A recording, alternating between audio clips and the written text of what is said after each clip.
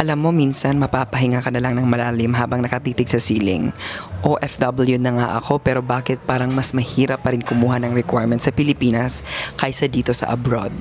Recently, I needed something from PRC since I'm based abroad.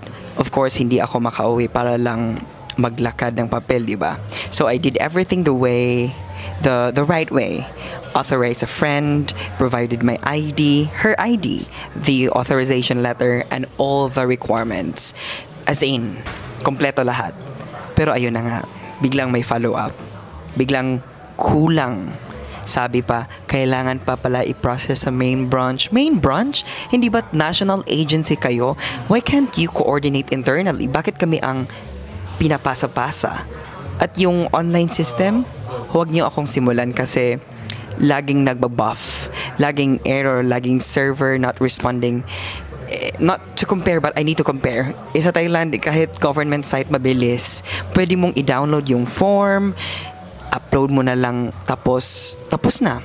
Sa Pilipinas, 10 refresh pa bago makapasok. The worst part, laging may kulang. Kahit anong gawin mong pag-check sa listahan ng requirements, pagdating sa counter, ay kailangan nyo po pala ng ganito, ay dapat naka-notarize, ay kailangan pala may stamp, puro ay.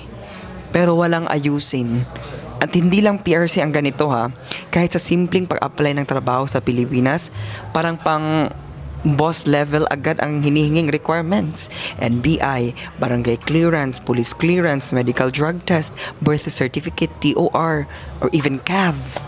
2x2, 1x1, 3x5.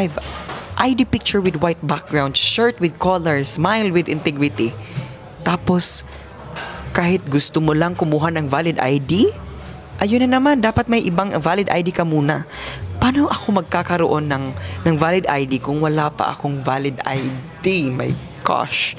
It's a cycle that doesn't make sense. OFW na nga ako, meaning I'm working abroad to support my family, paying taxes, contributing to the economy. Tapos kung i-claim ko lang ang isang papel o mag-apply ng trabaho o kumuha ng ID, parang parusa. Can't we have a system that just works? Can't we have a system that helps, not hinders? Bakit parang kailangan mo ng swerte, tiyaga at 40 days fasting para lang makakuha ng dokumento sa gobyerno? Nakakapagod, nakaka-frustrate.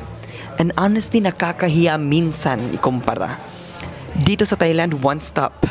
Sa Pilipinas, pit stop. This isn't hate. This is a cry for efficiency, for change, for sanity. We deserve better. Lalo na tayong mga OFW na ginagawa ang lahat para lang makaprovide. Pero sablay pa rin sa basic public service ang sistema natin. I just want to share my rant today.